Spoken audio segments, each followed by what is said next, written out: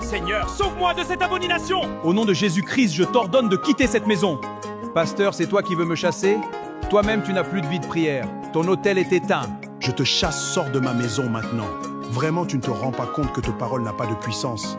Avoir une Bible et la brochure de Branham ne fait pas de toi un chrétien. J'ordonne le feu du vin sur toi au nom de Jésus-Christ. Toi, tu n'as rien. Car je regarde ton homme intérieur, tu es vide. Tu n'as pas le feu divin en toi. Tu ne peux pas m'arrêter avec ta foi. Ta résistance est futile. Je ne tomberai pas. Tu es léger, c'est parce que tu n'as pas Christ en toi. Non!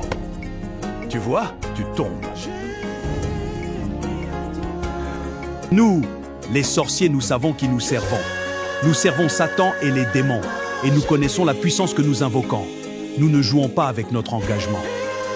Mais vous, les soi-disant chrétiens, vous êtes devenus des aventuriers spirituels.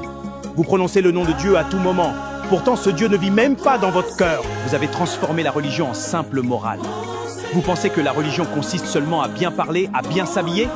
La religion n'est pas une moralité, mais c'est une spiritualité. Tu es incapable de te réveiller au milieu de la nuit pour prier.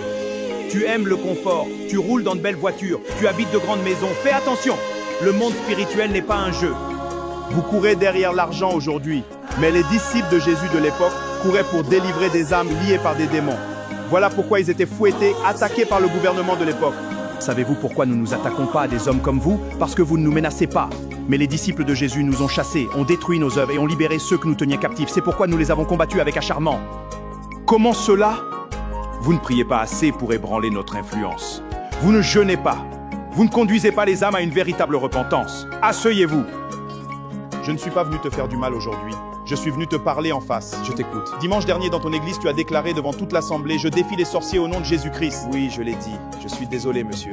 Alors, je suis le président de sorciers dans le quartier où tu viens d'implanter ton église.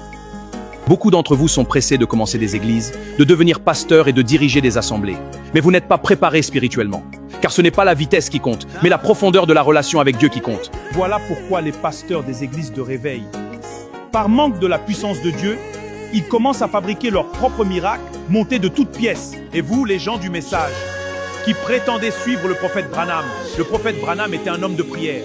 C'était un homme de consécration. Il passait du temps dans la présence de Dieu. Mais regardez-vous aujourd'hui.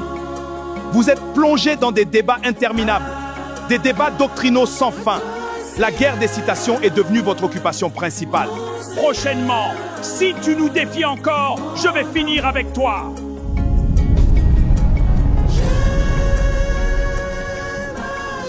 Ce film s'inspire d'Actes 19, 13, 16, où les fils de Séva essayèrent de chasser les démons en invoquant le nom de Jésus que Paul prêchait.